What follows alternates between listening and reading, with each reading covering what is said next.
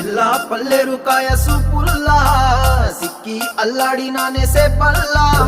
పసిడి పచ్చాని అరసే తుల్లా ధర పోస్తా ప్రాణాలు తానే అడగాల